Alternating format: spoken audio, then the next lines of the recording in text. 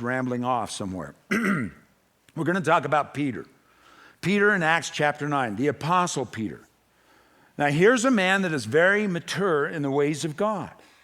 As a matter of fact, he's been used by God now, just a few chapters before, to speak to a number of people, and 3,000 people come to the Lord. That's a pretty big deal. You know, and so he's being used, and he's a Jewish culturized, now notice the word culturized individual. So he has dietary mindset as to what he should eat and what he shouldn't eat. And then he has relationships as to what he should participate in and who he should have relationship with and who he shouldn't have. Now, God's about ready to do a number. Now think about this. You talk about a huge paradigm shift that's going to take place in Peter. It's going to take place right at this moment. So as a good preacher, he's hungry and he's tired. Instead of fixing something else for him or something for himself, he has other people do it. And he goes up on the top of this roof to sleep while these people are preparing it, and the Lord puts him in a trance. I don't know why a trance, but he puts him in a trance. And then this sheet comes out of heaven, and it's a vision. And on the sheet are all the untouchable things that he is not supposed to eat. Remember, this is dietary issues. And the voice from heaven says to Peter, "Arise, kill, and eat." And Peter goes, "You ain't getting me on this one, man. Because I know what it was like in the past." And God says, now listen to what God says. "Peter, don't you dare call anything unclean that I have cleansed." You know what he was talking about, friends? God was talking to him about a guy that was going to come to the door. His name is actually his servants, Cornelius, who was a centurion, which means he was from Italy. And it was somebody that Peter had thought was unclean and that he was not supposed to talk to him. And God is saying, don't you dare. I mean, hear this. I mean, God is saying something so huge to Peter. Everything in his life, the paradigm shift that has to come, has to be completely shifted around. Now I'm supposed to touch something that you've said all these years I'm not supposed to touch. And God says, don't you dare call something unclean when I've cleansed it. And friends, you just take this for what it's worth. I think often what the church has done is we've made pronouncements and judgments on people and saying they're far away from God. Paul Watson, you know who Paul is? Paul said this the other day, and it just, you know, you hear a statement sometimes and it just sticks with you. He said, you know, there's a lot of people that are far away from church, but that doesn't mean that they're far away from God. In him we live, move, and have our being. As a matter of fact, Jesus looked at the religious crowd and said, you guys are further away than the prostitutes, the tax collectors, and all the rest of the people. You know, and we just have this mindset, friends, that we got to get over. And understand that God is saying, I want you to navigate in the culture that I've called you to. See, what have we done, friends, in the church? And it's easy to do this. We can isolate and sequester ourselves away from the very world that he wants us to touch. You know, salt has absolutely no benefit 6 inches from any piece of meat. And God says, I want you to touch the world that you live in. As a matter of fact, that's exactly what Jesus came to do. Often he would touch people physically like the lepers that nobody else would touch. It's more comfortable. It's absolutely more comfortable to be around people that you know and are acquainted with and have the customs that we have. It's real strange to be around people that are not like us.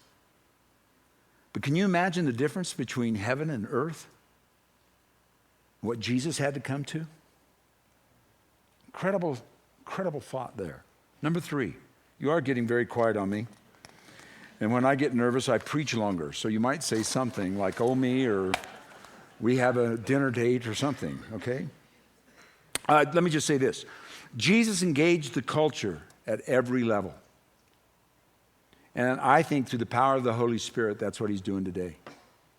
We need to follow him where he's leading us. Number 3 is this. Know what traditions anchor us to the past. Now, understand this word. Know what traditions anchor us to the past. Mark 7:7. They worship me in vain. Their teachings are but the rules taught by men. Now, I didn't say that again. Jesus did. Listen to this. Do we all have traditions in our life that have no meaning, relevance, or life to them any longer? Before you answer, I want to answer it for you. Yes. All of us do. When Jesus makes this statement, he is talking with the Pharisees because his disciples, now notice this, didn't ceremonially wash their hands. Now, I want you to think about this. Jesus is dealing with life and death issues.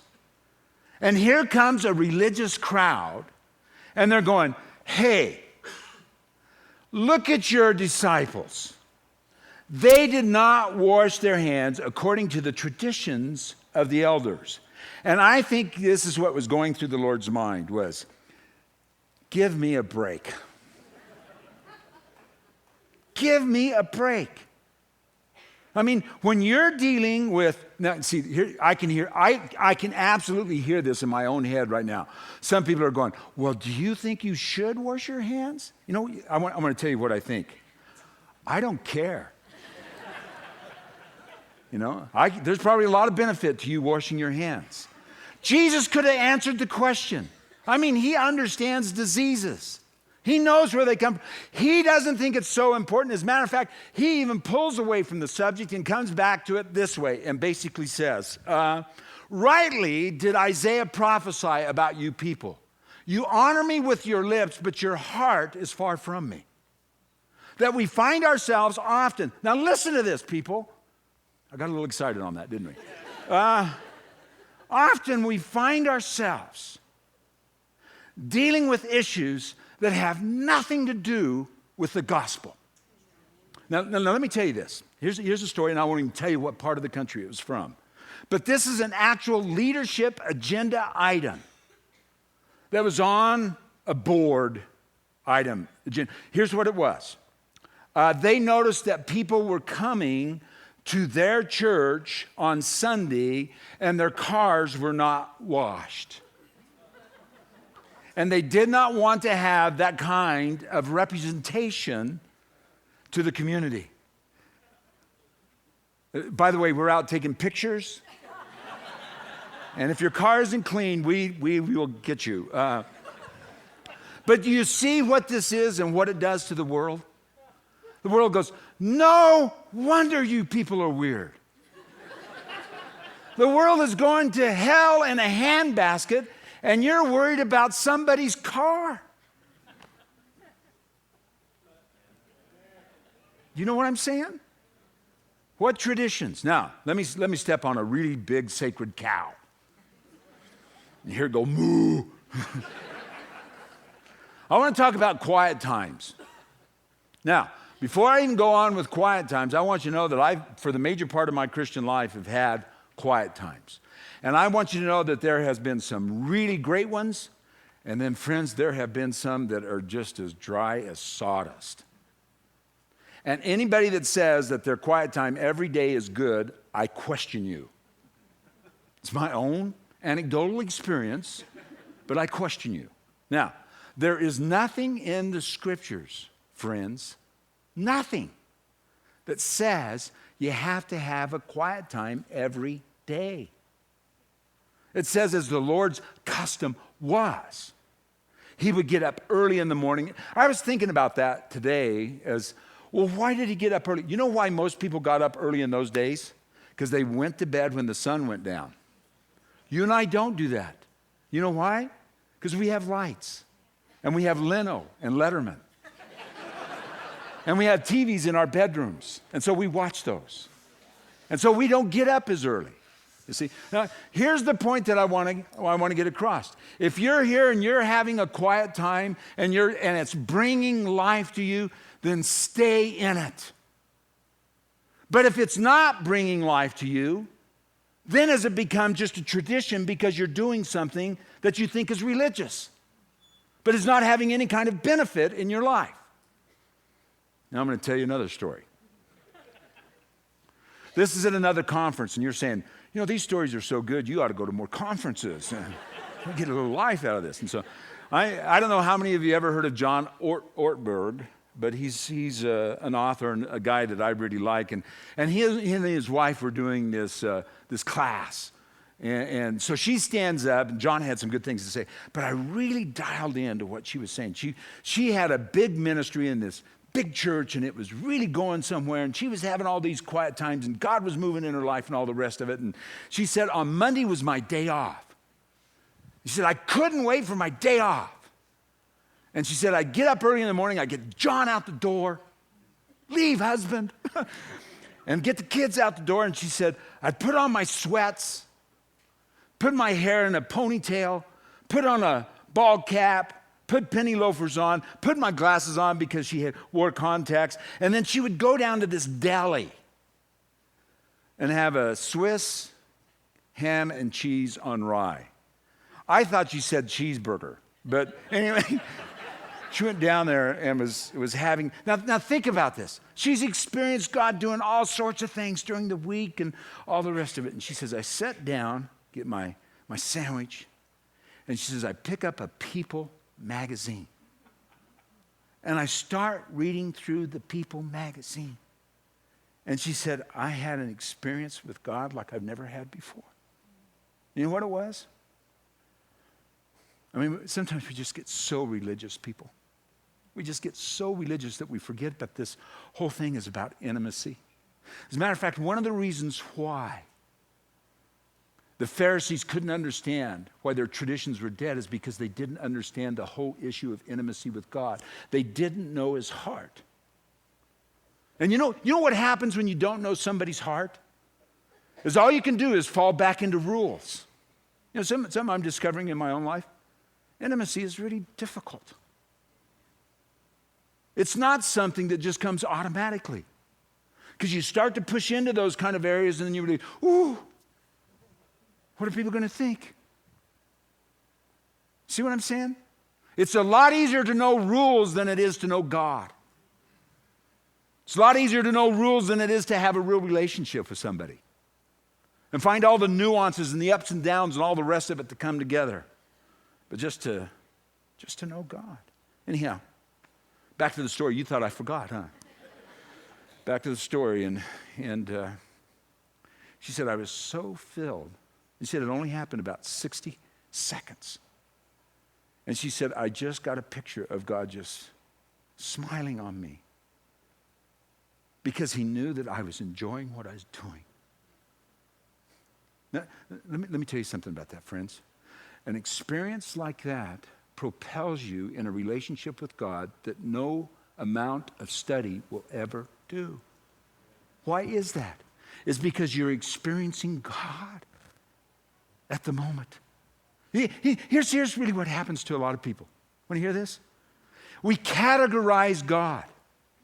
I've set aside 6:30 to 7 o'clock, and I hope you meet me because the rest of my day is booked. I mean, we have the audacity to tell God like that. Instead of saying, maybe getting up and going, you know, God, I didn't have a quiet time today, but I'd like to meet you. And finding out, and maybe it doesn't happen that day, but finding out, and you know what else kind of happens in those kind of experiences too, is you find out other people that are having experiences with God, and maybe you're not having one, but you get to watch it, and it's like, it fills you. Watch out for traditions that don't bring life. Number 4. Keep the future open to new possibilities. I want to read this to you out of James. Can you put that up there for me? Now listen, you say today or tomorrow we will go to this or that city. Spend a year there, carry on business, and make money. Why? You do not even know what will happen tomorrow. What is your life? You are a mist that appears for a little while and then vanishes. Instead, you ought to say, if the Lord wills, we will live and do this or do that. Very interesting, isn't it? We probably all get the question, what will you be doing in your life in the next 5 years? I can answer that. If I'm in charge, I can tell you exactly what I'll be doing. But if God is in charge, I don't know. As a matter of fact, let me whisper this and kind of break your bubble of security. None of us know if we're going to be alive tomorrow. None of us know. And I know all the scriptures that talk about plan for the future and all the rest of it. But God's saying, I want you to be flexible for the future. Listen to this in Ecclesiastes 8:7. Since no man knows the future, who can tell him what is to come? How many books have been written on who is the Antichrist? Or when will Jesus come back? I got to tell you this little story. We're going to go over just a little bit tonight, so sit back and relax. 1988 was a really good year. We were still at 1622 Glenwood. And friends, I don't even know where this phrase came from. I think it could have been a Christian magazine. I don't know. But it said this, to hesitate in 88 could be your greatest mistake. Now, in 1988, we actually took our kids around to show them what a house under construction looked like because they didn't know. I mean, there was nothing happening in Grand Junction in those days. We had this little church, and we feel like we're supposed to go out to 2971, and we're to sell it. And guess what? We did. The only reason I'm telling you that story has nothing to do with the next thing I want to say is because sometimes God just speaks to you in ways, and you just grab onto that. And I look back on my life and seeing that was one of those navigational systems that were on board at the particular time that really led us on to the next phase that God had for us to hear. And it was just a stupid little phrase. It was like a neon light that was going off in my mind. Couldn't stop it. So that's the one that gave me impetus to go on. But I had a lady call me on the phone, and she said, early 1988, she goes, did you know that Jesus is coming back in 88? I said, no, I missed that email. No, I mean, we didn't have email in those days. I didn't get that flash report, you know. And she says, well, there's a book out, and it's called 88 Reasons Why Jesus Comes Back in 88. Well, needless to say, friends, that was not a bestseller. Here it is 20 years later, and you know what happened to those copies. Why is that? It's because people have such a concrete idea of what they think the future is, and we don't know. We simply don't know. Listen to this. Steve Sample in the book, The Contrarian's Guide to Leadership, says, and this one is on a chapter called Thinking Gray. The essence of thinking gray is don't form an opinion about an important matter until you have heard all the relevant facts. You know what Jesus said about my second coming? Don't worry about it. As a matter of fact, don't even try and figure it out. I'm coming. What do? We try and worry about the future and say, this is when he's coming back. And all God is saying is, lay it down. Listen to this. This guy by the name of Fitzgerald says, the test of a first-rate mind is the ability to hold two opposing thoughts at the same time while still retaining the ability